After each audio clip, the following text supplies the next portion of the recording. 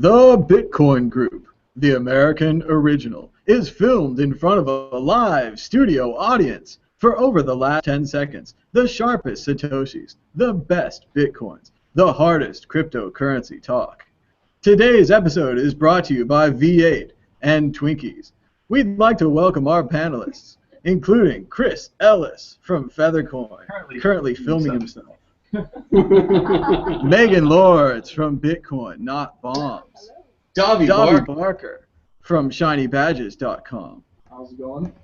Christoph Atlas from Anonymous Bitcoin Book. Blake Anderson from Facebook.com/GotBlake. Will Penguin from Bitcoin Milwaukee. Hi. And I'm Thomas Hunt from Mad Bitcoins. Issue 1. Looking for the screen share button. Not finding it. Now it's scrolling forever. Privatize the pound and replace it with Bitcoin, says free market think tank.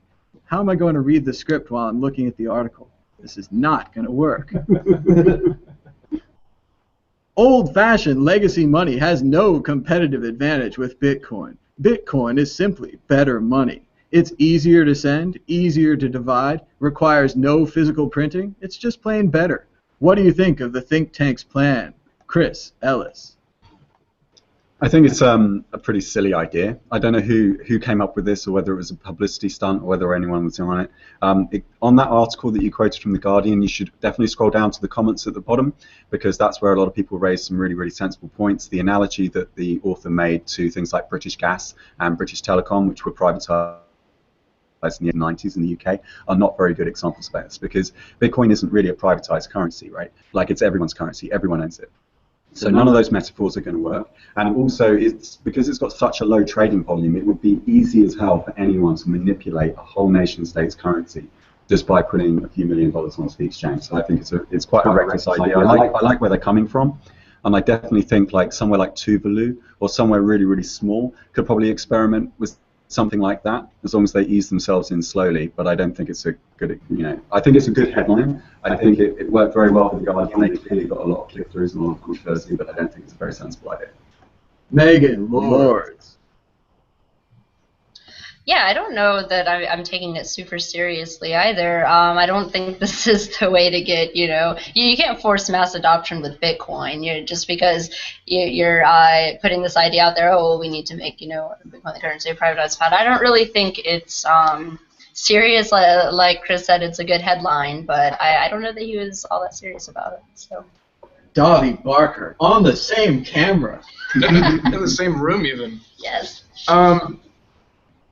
I don't know. I mean, something that we've seen with Bitcoin is that it makes a global economy, right? And so if, like, Russia or China do something significant to the Bitcoin space, like some regulatory nightmare happens and people all panic, that affects my wallet, even though I'm just a guy selling merchandise off of a table. So if a country decided that they were going to use Bitcoin as their national currency, they're just opening themselves up to financial attack by every other country. Right? Because that, let's say, for example, that this went through. Immediately, that country's enemies are going to start creating regulatory regimes that are hostile to Bitcoin, that manipulate or panic the price.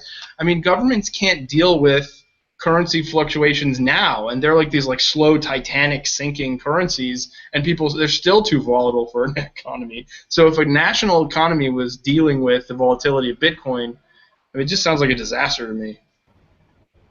We're going to go out of order, but in order on the computer. Christoph Atlas. Yeah, so of course, no modern government is going to adopt Bitcoin as their national currency. 100% of national governments at this point are based on the ability to inflate their national currency. They would have to shut down, approximately 99% of the government, and it would have to retain a specific size in order for them to have a deflationary cryptocurrency of this kind, where the amount of coins that are ever going to exist is fixed and completely predictable to everyone. So that's simply never going to happen. Bitcoin and governments are oil and water, and what I expect to happen in the long run is that Bitcoin will simply replace governments, and we will find other forms of governance and finding ways for humans to cooperate that's more peaceful. Blake Anderson. Yeah, I think that top-down planning and Bitcoin are kind of mutually exclusive. It's decentralized by nature on purpose to make it so that we can build it from the ground up in the right way, and trying to get some kind of top-down situation working through a pound to pull on the heartstrings just seems kind of irritating to me. Will Penguin. Yeah, I think it's well intended where the folks are coming from. Certainly good. I think it's good to have the discussion, good to put it out there. But the question of privatization is kind of an old way of thinking. I think that Bitcoin and these blockchain technologies are bringing us to a new paradigm, kind of a new way of thinking about organization, social organization. So to say that Bitcoin could be private or public, I think both are false. Megan, I think you said Bitcoins are for everybody. If something's public, it doesn't mean it's for everybody. It means it's for the government. And if something's private, it means it's something personal, or a company owns it. So neither of those things are able to contain or classify and encompass Bitcoin. I'm going to go out on a limb here and disagree with everyone here. I think this article is fantastic. I think it is the only way to save the pound. And I think in the future people will look back on this and they'll be like, why didn't they do that? Why didn't they try to save the pound? All these cryptocurrencies came out of nowhere, destroyed all of our national currencies, all of them gone. The pound could have survived. The pound had a plan. It could have been a cryptocurrency. You guys aren't looking at this enough. If the CD had come along and said, hey, let's merge with MP3, they could have saved the CD. We could have bought MP3 CDs with 10 discs apiece on them back in the day, and people would have said, wow, the CD is an incredible format. 10 albums on a disc, and I could get to my computer. It's fantastic. Exit question. Which country will create a private version of Bitcoin to replace their national currency first? Chris Ellis. I disagree with the premise. We should get rid of the nation states together, and then it's a moot point. Megan Lawrence.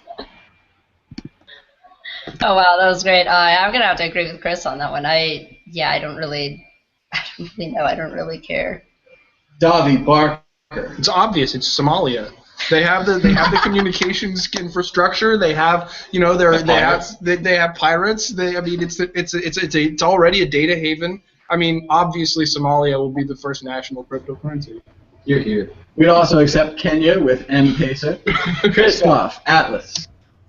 Well, if it was Britain, they'd have to kick the Queen out on her ass. They'd have to foreclose on the palace and sell all her gold and her corgis, and it would just be. Anymore. We sold those off at a bargain basement price. Oh, okay. Well, she does have corgis, I know, so they'd have to get rid of those.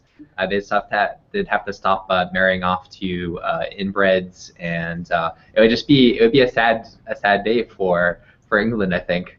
I know the Queen's face is rather large, but they could still fit the Queen's face on a Bitcoin, right? Oh, it's going to the umbrella. The corgi going to the pound. We killed these. The real question is, how many Bitcoins fit on the face of the Queen? 21 million. Good answer. Which country will go first? Blake. That's a weird question. I don't even know how to start to answer that. I think that they're mutually exclusive. I mean, like, we can have something other than Bitcoin with all kinds of free mining and airdrop and stuff like that, but without something that fundamentally violates what Bitcoin is, I don't think that's going to happen. Not a fan of GovCoin. Will Penguin. Well, I think we could have lots of nations accepting Bitcoin or integrating cryptocurrencies, like the Nation of Islam, the Nation of Navajo, the Iroquois Nation, the Sioux Nation, Packer Nation, Steeler Nation. All of these nations, the Nation of Israel, all of these nations could easily incorporate cryptocurrency.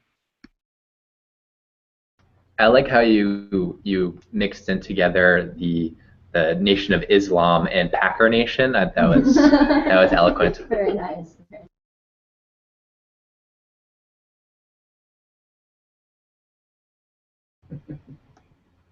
Moving on, issue 2. Almost got it. List of possible Silk Road bidders leaked by U.S. Marshals. The U.S. Marshals Service apparently doesn't know the difference between CC and BCC. Therefore, we have a list of everyone who contacted them inquiring about the bidding. A professor, a musician, Second Market, Coinbase, and no sign of the Winklevi twins. What do you think of this list, Megan Lords? So I was wondering what they would do with this whole, you know, selling off the air. I figured they would probably mess up in some way, and this is just kind of hilarious. But I provided some really good networking for these people who are looking to bid on the coins. But yeah, I mean, and I expect more things like this to happen. I really don't trust them to competently sell off even these small amounts of Bitcoin. Yeah, I mean, I just so I look forward to the weird little mistakes that are going to keep happening because of just general government incompetence. So. Wouldn't it be great if the government sent you 3,000 Bitcoins twice? Wouldn't you just I love that. Yeah. It's like, oh, we sent it to the wrong address. Can you send it back? I'm having a hard time sending that back. Just give me a few more days. Yeah, right. Davi Barker. So I have to wonder whether or not we're not looking at a list of people who are potentially accomplices in a crime. Because everything the government has was stolen, and these are people who are obviously interested in stealing or in purchasing stolen property. So I would kind of like to look through the list and see if there are any friends of mine there or businesses that I might not want to do business with anymore. Christoph Atlas. I have mixed feelings on this. So as Davi mentioned, these are stolen funds.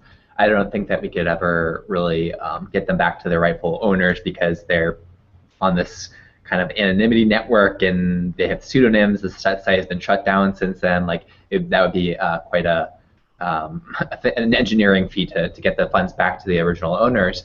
On the other hand, John Montanus recently pointed out that this is, in a sense, quite a victory for the fungibility of Bitcoin, because what the U.S. government is saying implicitly is we respect Bitcoin as a legitimate currency as something that has value that we can sell off, and not only that, but funds that were taken directly from the Silk Road we're saying are valuable to other people, and this kind of flies in the face of kind of the coin validation schemes and so forth. This idea that if coins ever touch the Silk Road, then they're going to be haunted and no one's going to want to accept them. And the U.S. Marshals are saying, no, these are good, perfectly good Bitcoins. We're going to sell them for market value. And in that sense, it is kind of a victory for fungibility, and that's a silver lining in the story.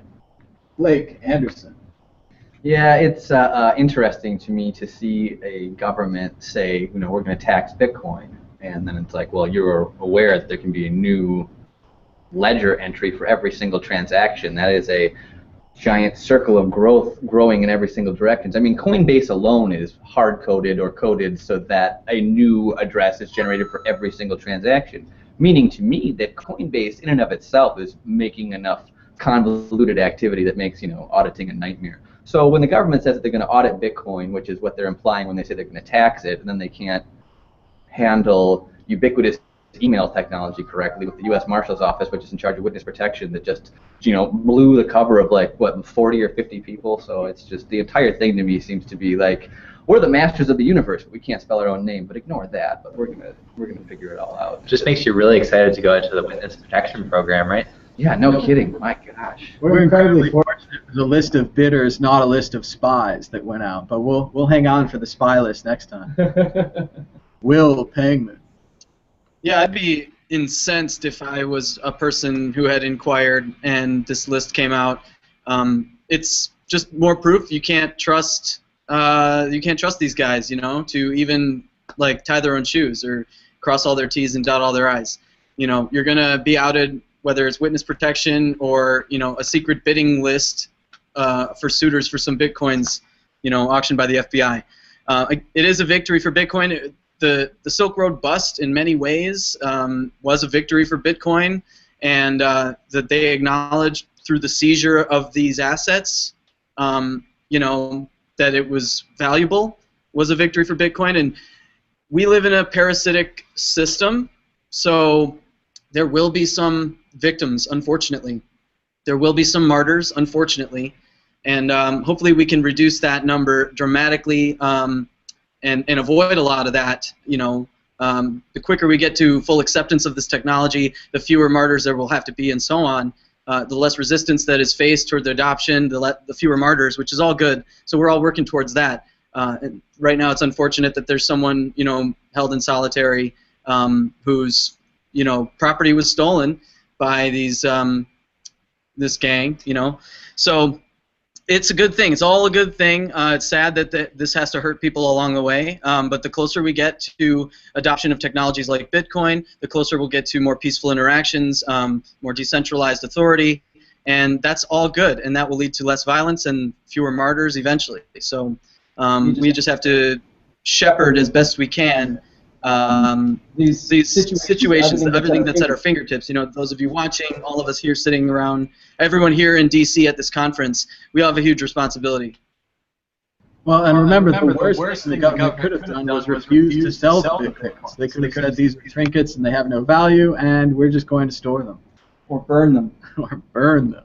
Exit question. If you had the money, would you buy the Silk Road Bitcoins? What would you do with them if you did? Chris Ellis.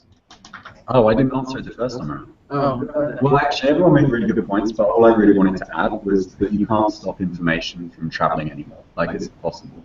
And a lot of these institutions were set up for a physical reality where you mail things physically to people, and now they're in a digital realm. You wouldn't have been able to make that mistake if you were sending out that information by a physical post.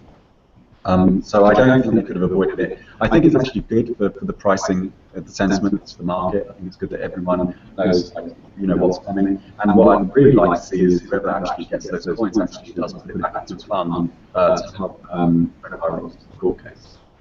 What was the actual question? That's a good answer to it. Megan Lords, what would you do with the money? So that's an interesting question. I don't really, like Tommy was saying, I don't really believe in buying stolen property. Similar. But it's on sale. But it's on sale. Well, if I had that kind of money, I would just buy Bitcoin from other people that I wanted to support and, you know, actually needed the help. You know, there are a lot of people who only get paid in Bitcoin that need to cash out of it, and I'd rather help a friend load off some Bitcoin than help the government do it. I mean, for the same reason, so there's an oil spill in the Gulf of Mexico a few years ago, and a bunch of people in the Panhandle got these payouts by BP, and like ridiculous payouts. I knew, like, you know, servers getting like $30,000 checks and stuff, but I didn't want any of it because it's blood money to me as far as I'm concerned. So. Davi Barker, no blood money for oil? So freedom is free, but justice isn't. And justice in this case has a price, and it is the spot value of Bitcoin. If I had the money to purchase this Bitcoin, my first thought was also to give it to Ross Ulbricht or freeross.org or the Ross Ulbricht Defense Fund, who is the alleged Dread Pirate Roberts. But then it occurred to me that I don't know for sure that it is his Bitcoin, and that is something that hasn't really been verified or proven yet. And so I think that I would take the Bitcoin and get together with somebody who understood blockchain forensics better than me and put it up for somebody who could somehow, using the blockchain, verify that they were the Dread Pirate Roberts, and then through some sort of darknet encrypted channel return it to him. I think they belonged to the customers on the site. So these were the coins that were on the service at the time. So they wouldn't have been his, I don't think. Okay.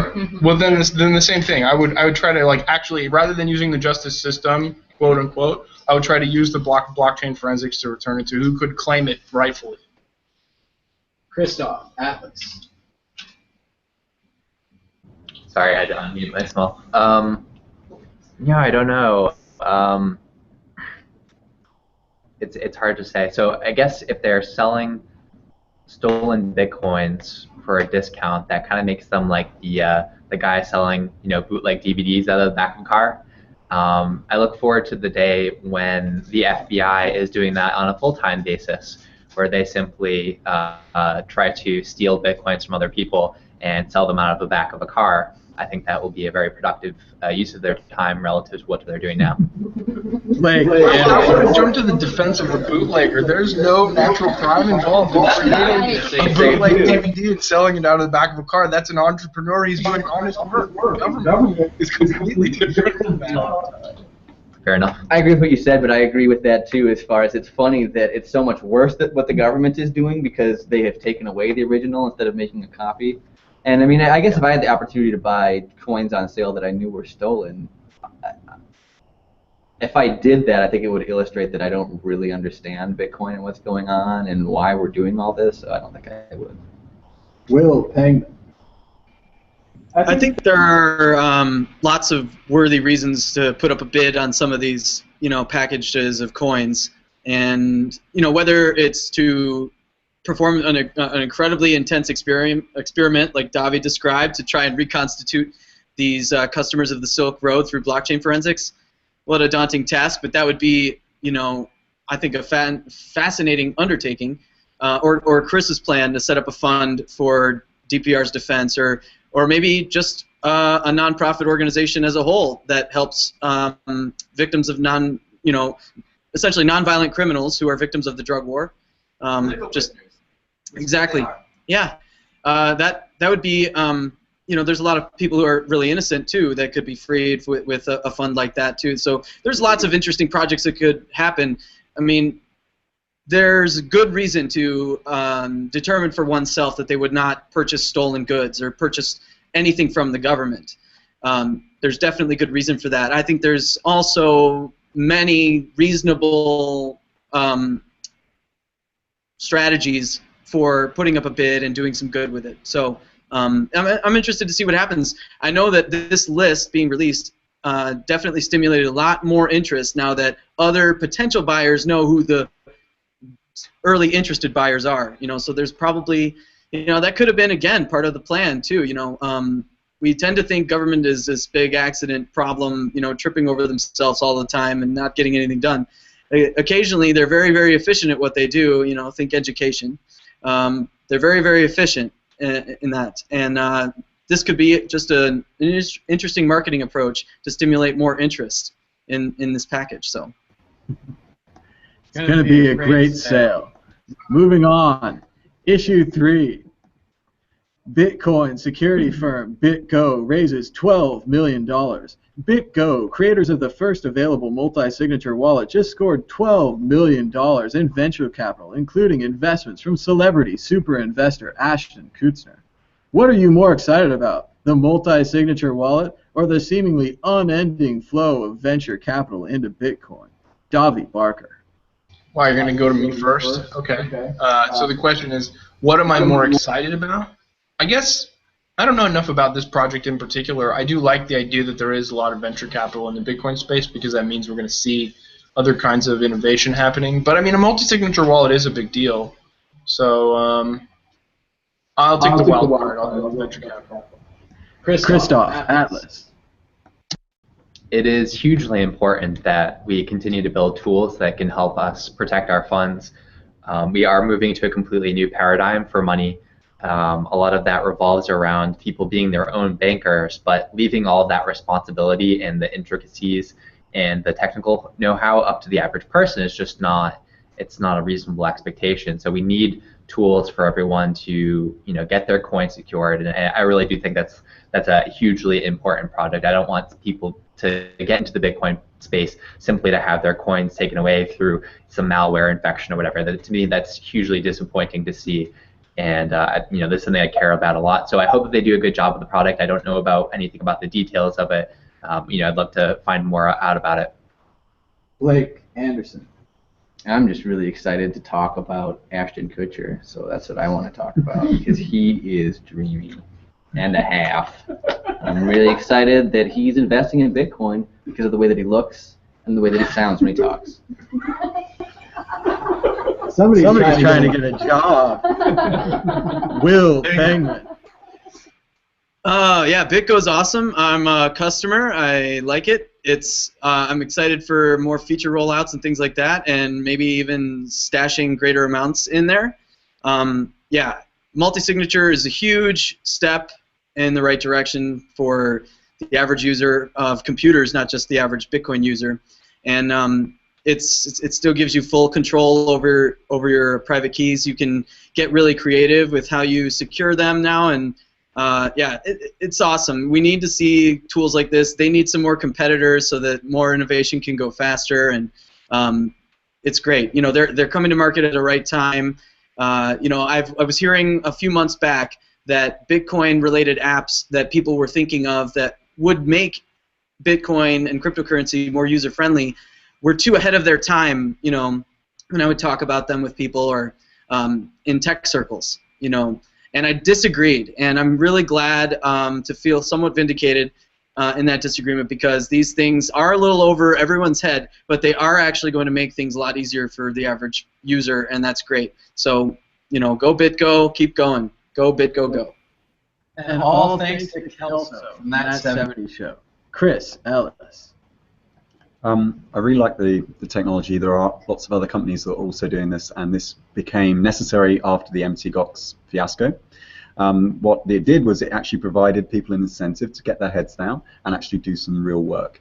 And what I really like about it is that you can have 3 keys in all different spaces. You can have 1 key on the cloud with the provider. You can have 1 key locally, and you can have another key somewhere else, held with someone else. And you need 2 of those 3 in order to spend a transaction. I think it's really exciting. I want to see more of this. Something interesting in the article is that they said they had some kind of patent or some kind of secret source to theirs. So I'd be really, really keen to see what they're going to do. But there are some other companies, also one called Multisig Plus, I think, that's coming out. And actually, if you look at their share prices, the ones that are floating, since this has happened, all the share prices have gone up because everyone's expecting there to be, some big investment on the way. So I'm really excited about it. What do you guys think about this character like Ryan Singer and what is he, like Crypto Corp? Have you guys heard of that initiative at all? Sounds very similar. Okay. I don't know. We'll both. I'm excited about that. One other interesting thing about BitGo is, in looking at a lot of these early movers in these markets, I see lots of these companies that started kind of with a consumer-facing approach, and they're going more enterprise. And I can see that as a track for BitGo as well. Institutional money is concerned about thumb drives and paper, these kinds of other offline security measures for Bitcoin. They have good reason to have concerns about those methods, and BitGo, and services like it can ameliorate a lot of those concerns. So 8, 9, 10 figures in Bitcoin may not be too far off. Megan Lors. Sorry, Blake Hyde was a cooler character on That 70s Show. I'll give you that. But I think security, that's one of the biggest barriers between mainstream adoption of Bitcoin right now. People, I think people are very interested in it. They really want to get involved more, but they don't have the knowledge to secure their wallets, or they're not able to for certain reasons. Maybe they have a hard time finding the information or understanding it, and so we need these solutions that are going to make it easy for just your average people, and that's what I'm more excited about. That's great that venture capitalists are putting a lot of money into these projects, but I'm really more excited about the innovation that's coming, and all of the. And I need to look more into this specific company, but I'm also excited about the competition that we're going to see too, to make these products easy to use for everyone.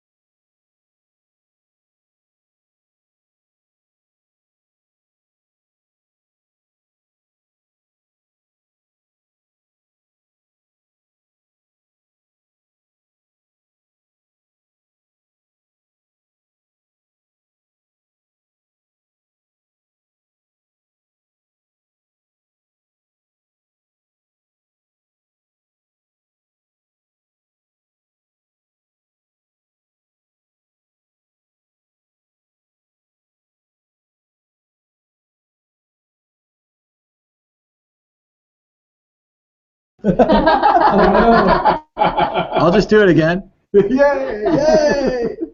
The Bitcoin Group is being broadcast live on World Crypto Network. And did you know I might have been muted?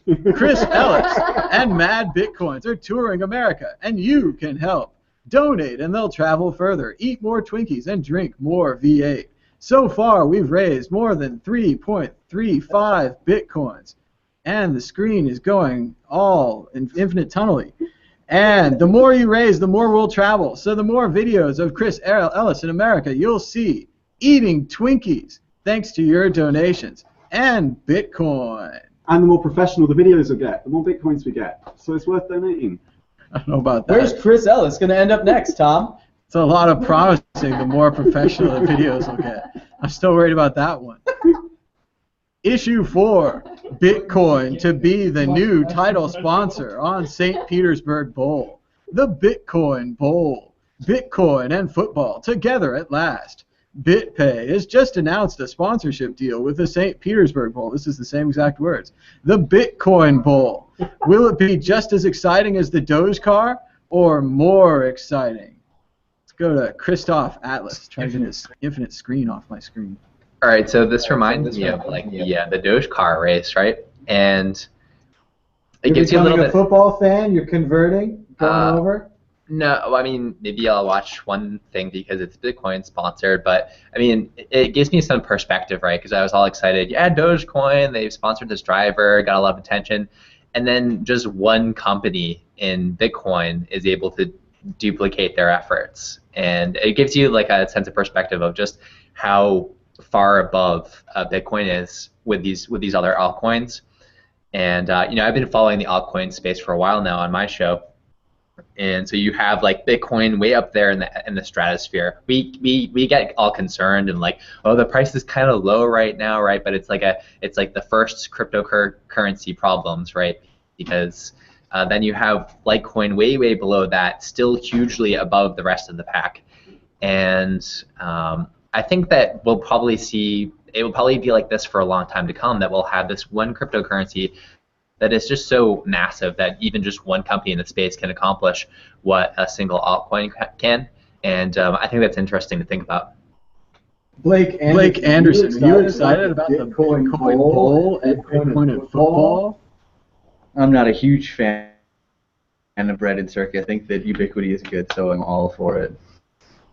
Let the lions eat the Christians. That's what they used to say. Will Penman. Yeah, this is great. ESPN and BitPay got together to make this happen. They outbid Beef O'Brady's, which used to have this bowl game. Going down, Beef O'Brady's. You're going down. Yeah, for folks who don't know what that is, it's a chain of restaurants in Florida, kind of like your chicken wings and brew pub, mediocre. I would have to agree with Megan on that, but they don't. And that's this is the most popular sport in America by a large margin. It's the most popular college sport in America as well. This is huge visibility. This is really great. It'll be echoed constantly ad nauseum on all the sports commentating shows throughout the fall and around the holiday time, which is when this bowl game takes place. So as Blake said, ubiquity is good. And this is good for bringing Bitcoin to a lot more people who would be interested in it, or who'll start having a sense of normalization around it if they previously were averse to it because of its association with, say, the Silk Road, or who knows, or fraud, or Mt. Gox, whatever it might be. They'll see this bowl game and be like, oh, Bitcoin must still be kicking butt, and it's at least still around. I'll take a second look or a third look. So yeah, and again, Bitcoin doesn't care. It will stick around. It will be here when you want to take your fifth look and finally come around. So yeah, the bowl game's awesome. Bitcoin in sports is a no-brainer. You saw that earlier this year with the college kid who raised $24,000 by holding up a QR code on NFL, or rather ESPN Game Day for college athletics. So it's a logical progression. It's really exciting. I don't think I can get my QR code up that fast. But Will's right. All of the announcers of all of the sports shows will be making fun of Bitcoin when this comes around. Even Keith Olbermann, who wears a jacket much like this. Chris Ellis. I think that it's very, very difficult to stay relevant as an altcoin. And I say that as someone who's experienced in setting one up. One of the objectives we had at Feathercoin was to see if we could lay down a template of how to bootstrap a local cryptocurrency when all the vulnerabilities were known. Right. So now that we've already got this the technology established, we didn't want to invent anything new, but we thought, like, what would happen if once all the hackers knew what to do with a young coin with low hash rate? How would they respond to it? And of course, we found out because we had loads and loads of attacks. But the reputation still stayed strong because everyone kept on turning up to work. And I think what's happening now, particularly with Litecoin and Dogecoin, is that it's not just the prices are tanking, it's that there's no volume on the exchanges whatsoever. People have just suffered from ennui now. They're just bored of it. And so you have all these kind of PR campaigns, and my concern is that we're doing too much publicity and we're out of step with the development. And what people really need to be doing is they need to be like, actually, like, even if you don't want to code, at least be intelligent about how the technology works underneath, so that you can make other people smart about it too. Rather than just kind of doing all these kind of publicity stunts. Because I think the way this comes across to regular members of the public, when they see something like this, that like it doesn't really register in their minds. I don't think they look at that and go, wow, this is such a great thing. I think they look at that and go, it's PR stuff. You know, and I think it kind of undermines in the long run. Stephanie and Brian were talking about this on the Sex and the Science Hour about 3 episodes ago, where they said, like, this whole thing with the startup, the problem with startup culture that's pervasive now around Bitcoin is that's now the new China, right? So this what everyone's trying to say now is like, oh, this is why you should buy, because a whole bunch of rich people are going to buy after you. But the problem is, if you know how startup culture works, the way it works is you set up a company so that you can sell to a bigger company, and then it all becomes about database wrapping, right? You get a database, you get people to populate it, you make it look pretty on the outside, so they log in and they start populating that database, and then the data becomes the oil that you then sell on to somebody else further on down the line. I thought the whole point of Bitcoin was that everyone owned that data now, that you didn't have a single database stored on a private server that you would then sell out to the highest bidder later on, and you'd make people sign these contracts of adhesion that nobody ever reads when they first log into a service, and then you can change at will anytime you like. I thought the point was that you had digital scarcity, a distributed database of information that nobody can falsify, and I think we're kind of losing that slightly. Yeah, so all sport ball kind of sounds and looks the same to me, but I think this is great because it's bringing Bitcoin to a larger audience, but we really need to focus on the security aspects of it before, and that's, you know, assuming that people are going to be seeing Bitcoin, hearing these commentators talking about it a lot, and you know, actually look into it in the first place, which is not always the case. You know, the more they hear this word out there, you know, it plants these little seeds in their mind, and, you know, hopefully they're going to go check that out, but they need to be prepared, and there needs to be things out there that makes it an easy transition and something that, you know, they can understand very clearly and have a foundational understanding of, and protect themselves if they do make that choice to get into it. Christoph, Atlas. Yeah, I thought I started with you. We're moving on. Does anyone else? Davi? All right. I want to respond to Chris. All right. So it's a little hard for me to comment on this because I go out of my way not to retain information about sports. I you know, I use that memory for other things, but waste. Maybe you guys have heard of power balance bracelets. Have you ever heard of these things? Maybe you've seen late night infomercials. There you go. See, I'm glad I stored that information in someone else's brain. So there are these bracelets that, like, there's these late night commercials, and they put them on, like, they push someone over, then they put it on. Oh yeah, I feel like it's not. I feel sturdier. Total scam, right? It's like ionized unobtainium or something. They sponsored, what was it? I didn't even retain it that long. Says Sacramento. They sponsored a stadium, and so it was called Power Balance Stadium, and sports were played there. And I don't think anybody went out and bought a Power Balance bracelet because this stadium was named after it. So there was recently a stadium built in my hometown. I'm in Santa Clara, California, and it's destroyed traffic, and it's going to destroy the budget, destroy the economy of the area, and it's going to be noisy, and it's going to disrupt all of our, like, local public transit. And I, as a person who isn't interested in sports, if the first thing that I knew was that that stadium was sponsored by Bitcoin, it put a bad taste in my mouth. So I don't care. Like I'm not interested in sports. And you know, it's like I want more people to adopt Bitcoin. I want people to use it. I want people to learn about it. I don't want them to do it because an athlete told them to, right? Like that's not the constituency that I want, and they're not going to be using it for intelligent reasons, and it's not going to benefit them if they don't know why it's valuable. And I'm wondering if we're reaching like a peak where people are sick of just you know, all of this advertising that's inundating us too.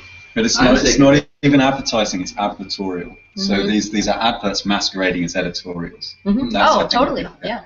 Yeah, the one response I wanted to... Some to Chris's point, let me unmute myself here.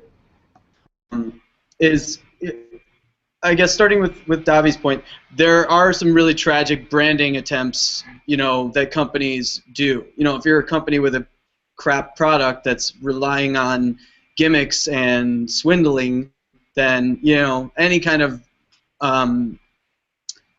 naming licensing or whatever is going to make a consumer who's knowledgeable feel exactly like you articulated. But then there are other campaigns, like Got Milk comes to mind, that are relatively inert, and they haven't really gotten in people's way in terms of like naming a stadium that was funded through taxpayers, through coercion, through taxing the local public, and then also disrupting eminent domain or traffic issues or any of those things.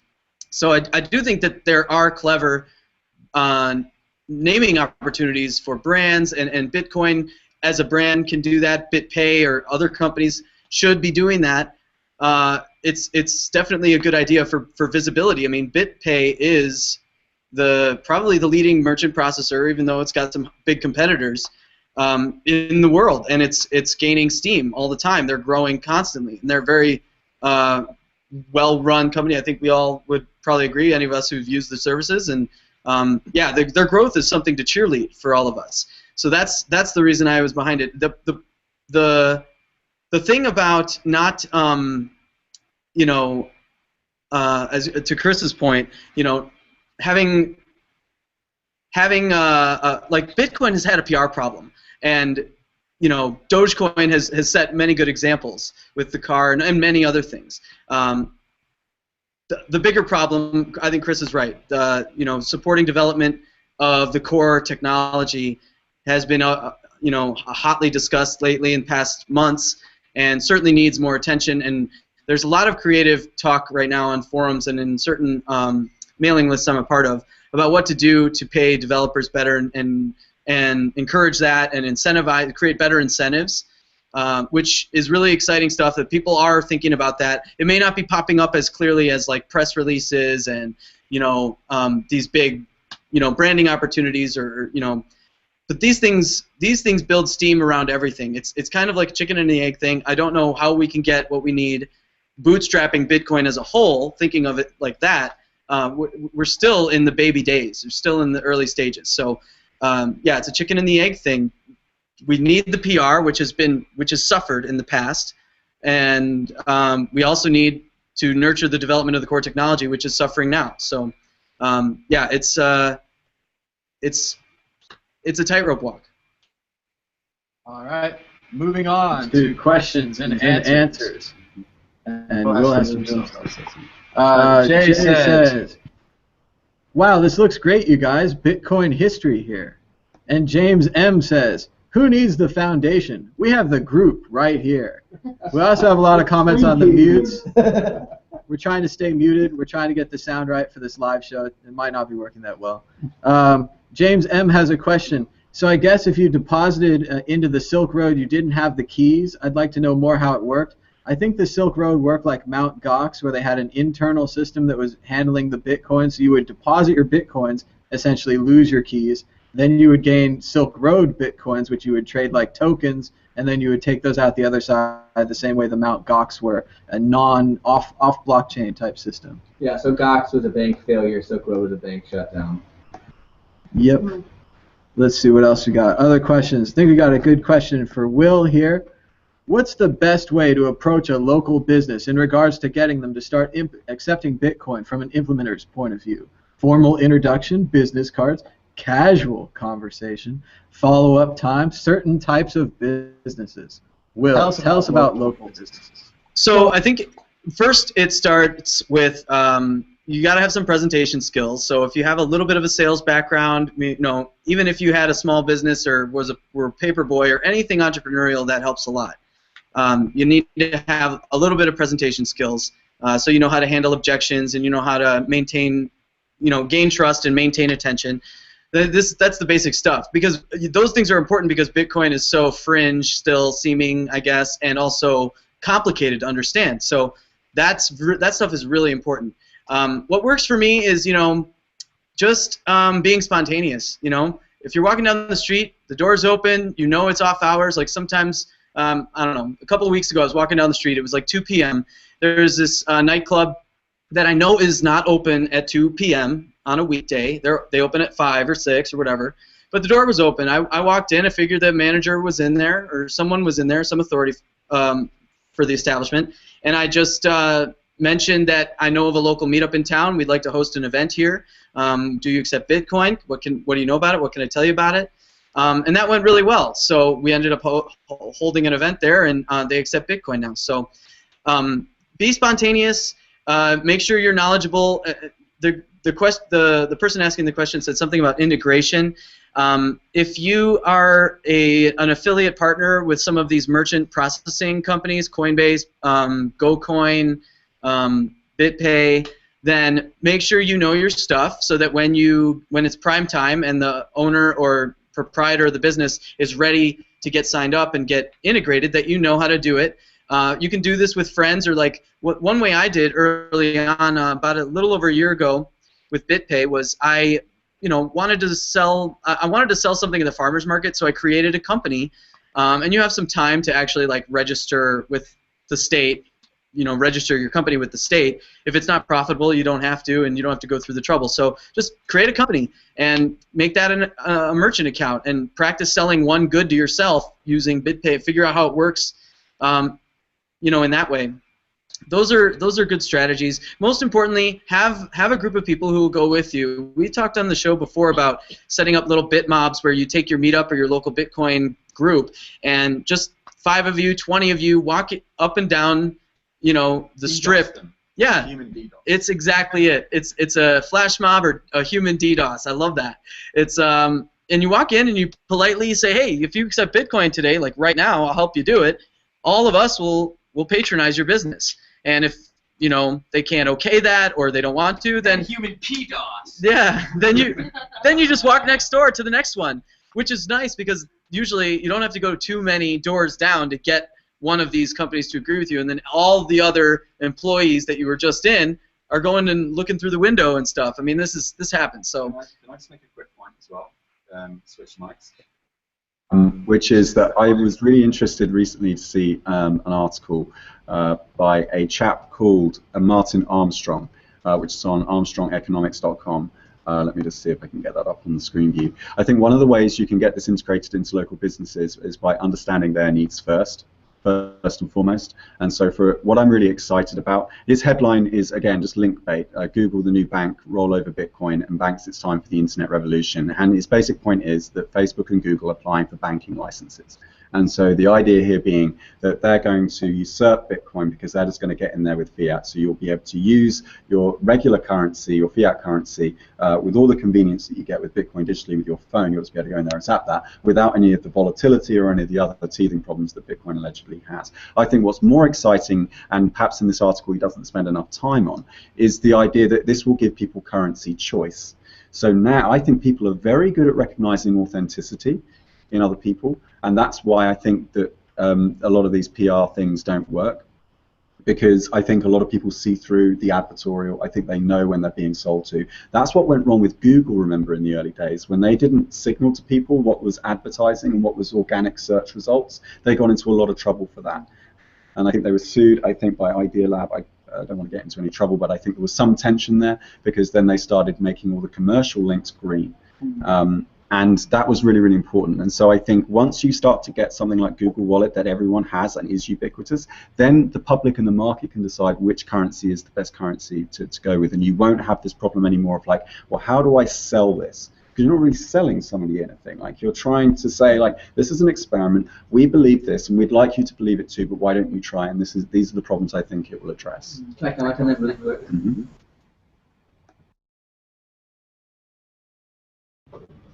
My main source of concern for something like that is we continue to adopt these digital storage of value kind of systems, and we decrease the amount of lag time that there is in human action, and the instantiation of our ideas happens faster and faster. I don't trust companies like Google to be able to centrally plan that level of complexity. So I think that you're right, that there will be this kind of period wherein they do help ubiquity by having people understand what's going on. But if people were concerned about long-term damage to the network, I don't know that Google, no matter how much money they have, is going to be physically capable of managing all the complexity that's being engendered as a result of human action being so much faster as a result of these new technologies. I mean, Bitcoin is 432 times faster, at least with the worst case scenario, than legacy banking. So And it What, makes in terms of volume of transactions? No, it's like let's say you have a 72-hour bank hold versus instant or 10-minute transaction. So you take the 10-minute transaction versus the 72-hour bank period, and that's at 432 times.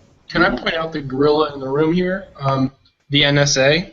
The NSA can subpoena records from Google or Facebook, and if that's your financial records, then I mean that's pretty much everything. When it comes to like Bitcoin, you have this opportunity to sort of plan your level of anonymity and to sort of, you know what I mean? So, I mean, when the NSA is like their motto is capture everything, right, or collect everything, they actually have a motto like this. I think that's Pokemon. No, no, but literally, like, if you look at some of the recently leaked NSA documents, the slogan of some of the programs is "collect everything." Yeah. Right, and so That's Steph. That's Nintendo's. Well, you know, they're not subject to those sorts of rules. They're exempt from intellectual property because all intellectual property is their intellectual property. So Megan stole mine earlier with her answer. I was going to see her in decentralized court. There is a growing skepticism of things like Google and Facebook when it comes to online privacy, when it comes to internet regulations and things like that. And if it looks like Facebook and Google are going to be compliant with these things, or even if it's going to be a risk, I mean, there are people that boycott these big firms and find alternatives. So, I mean, there's always something Bitcoin can do that a centralized firm can't do. And hopefully, you know, as more leaks come out too, people will realize, like, no, I really don't want Google having access to my financial information because we should leak the blockchain to the internet. Leak the blockchain to the internet. Then someone should distribute the wallet. That provides an incentive for someone to engineer a distributed version of the Google wallet. Sure. I wanted to chime in a couple things that I think tie it back together and to the question. You know, I thought of a couple things, whether it's, you know, concerns about the NSA and data collection, or whether it's concerns for the needs of a merchant or the person you're trying to reach to accept Bitcoin. The best way, I think, to start off is to get in a conversation that's friendly so that you can find out what their pet issue is or what really buzzes them, what really like makes them passionate or makes them angry. And as a friend, connect Bitcoin to that for them. And you can do this like in almost any situation. It's why there's funny videos about people proselytizing Bitcoin out there. You know, because you can make all of these issues, you can add Bitcoin to the discussion of all of these social issues, right? And small business owners everywhere have lots and lots of concerns, no matter what their party affiliation or background or anything is. And if you can learn a little bit about that and tie Bitcoin to it as a solution for them, you need to show them that Bitcoin is a solution. That's really what you need to do. If you explain that well enough, you'll get them to say yes, and you'll get them to meet with you 1 or 2 times, whatever it takes to get their business up and running. You may even need to learn a little bit about their business so you can help them figure out how to train their staff. Because anything you can do to reduce the amount of time burden on these managers of these hospitality establishments, most of the time is what they are, that will make them say yes to you and allow you in back of the house to help them do this. So that's very important too. And then first things first, if there's no local business that accepts Bitcoin, get one and make a big deal out of it and make them happy, make them feel good that they accepted Bitcoin. Once you get that first one and you make a big stink about it, and you know, keep coming back, keep watering your business, your Bitcoin business, like we talked about last week. That's the key. Get one and tell a story. Get them talking to you so you can show that Bitcoin is a solution. Can I touch on that really quick? I agree with what you said, and I think that a big part of selling to people is to act like a friend. And if you don't know how to act like a friend, I mean, I can just really tell you, the way that you act like a friend to somebody is you listen to what they say and you reiterate what they've said without straw-manning it, and then you steer the conversation based on what they want to talk about. But if you're having a really hard time with this, the payment card industry charges people through the nose. That's a good place of attack to say, you're paying a lot to have Visa and MasterCard in here. And then if it's a bigger corporation, if you're really going after big fish, PCI DSS, or the Payment Card Industry Data Security Standard, is extremely expensive and cost prohibitive. So if people can avoid having to do that and still be able to have an e-commerce business and presence, that's big news for certain. That'd be more that you would want to tell it to the proprietor than somebody that's just working out front. But if you can get that connection, I think it's a good one. I guess we should also. We should talk about Tandoori Nights. In the case of Tandoori Nights, it's a Indian Pakistani food restaurant in sort of Sacramento area. The owner was not on board with Bitcoin, but the owner gave the cashier permission to take Bitcoin. So the cashier is there. He puts out his sign when he's on shift. He's like, "I'll take Bitcoin. I'll give you $5 off." And so if you show up when that cashier's on shift, you can pay the cashier. The cashier will put the cash in the till. And then suddenly it's a Bitcoin accepting business because that cashier is willing to take the risk that the owner is not willing to take.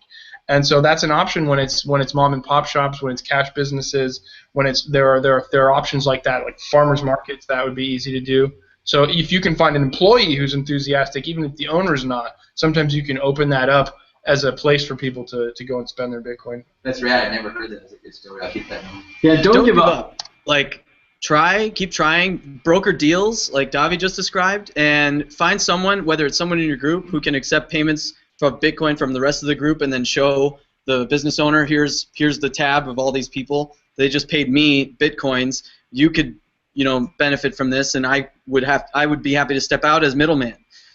Broker deals, stay on it, stay optimistic, and like relentless. And you can get businesses to test this stuff, especially now that they see Dish Network and more Expedia. I mean, more and more all the time. Moving on to predictions or story of the week. Chris Ellis, are you ready with a prediction or a story of the week? Well, it was going to be the one that I just mentioned, but I will actually just highlight the fact that a couple of weeks ago I predicted that the Bitcoin difficulty would remain at below 15% for the second time in a row, because I'd noticed that the mining hash rate dropped very, very suddenly, and we just got back up again before each difficulty adjustment. And I think what's happened here is that as some new hardware has come online, the miners, particularly maybe mining on gigahash.io, have wanted to get their best bang for buck on their equipment, and so they have been my speculation is, I'm not saying I have any evidence for this, is that they have been coordinatingly switching off their miners at certain times so that the hash rate goes below 15% increase the next time around, and then they will switch on at the right time. And as predicted, it was less than 15%, and now we're just going parabolic because a lot of the new hardware is coming out. So I know that this gigahash thing's been going on and on. I'm not addressing the other points that have been raised already, like in the forums and stuff. I just wanted to point out that I do think that this centralization of hash rate is a serious problem. So no predictions for me this week, just really a clarification of the one that I made last time. Megan Lords. I predict that we're going to see the government screwing this deal up some more in the coming weeks as they are selling off these small fragments of Bitcoins. I think that they're going to be making mistakes and doing kind of ridiculous things, and it's going to be funny and kind of sad at the same time. Davi Barker. I predict that in the 2016 presidential election, they're going to run one of these debates where they invite YouTube questions, and one of those YouTube questions is going to be about Bitcoin, and we're going to get a blundering answer from Hillary Clinton that is so excellent that it's worth auto-tuning. Yes. She's going to win. Christoph Atlas. So BitPay is going to sponsor this football team, and Silk Road 2.0 is going to provide all of the performance-enhancing drugs. It's a great partnership. Blake Anderson. I have a prediction. Actually, I had a prediction that was wrong, so let me just curtail off of that. I think that the market cap for Bitcoin should be shrinking, approaching the liquidation of all of these coins, and the fact that it's not is a real illustration of how strong Bitcoin is, that it doesn't continue to shrink its market cap as we approach this giant hurdle of trepidation. Once that's behind us, I don't think it's unreasonable to assume that we're going to see a price run or even a deflationary spiral again. Will Pagman. So my prediction is kind of a little fun one, I guess. So last year I attended the Porcupine Freedom Festival in northern New Hampshire, and it's starting 2 days from now. And a lot of us who are here in D.C. are going to head up there and spend the week there camping. Last year, well, I guess I should start 2 years ago, the most used currencies in the vendor area called Agora Valley was #1 silver, #2 Bitcoin, and #3 US dollars. Last year, it was #1 Bitcoin, then silver, then US dollars. This year, the vendor area is 3 times bigger than it was last year, and all of them will be accepting Bitcoin, even if they show up and they don't. We'll make sure of it by the time that everybody gets set up on Monday. And it'll be a lot of fun. So my prediction is PorcFest is going to be a lot of fun. The biggest Bitcoin marketplace for the longest stretch of time that we've seen yet.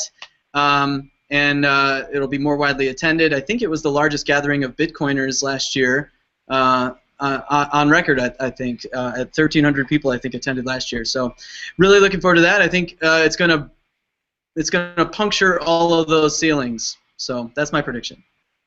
Very cool. Prediction. Bitcoin in the Beltway. Bitcoin in the Beltway. Bitcoin in the Beltway will be the greatest event in Bitcoin history. The best speakers, the best events, and all within sight of the Washington Monument. We're going to have a great time. I guarantee it. But we're out of time. Until next time, bye-bye.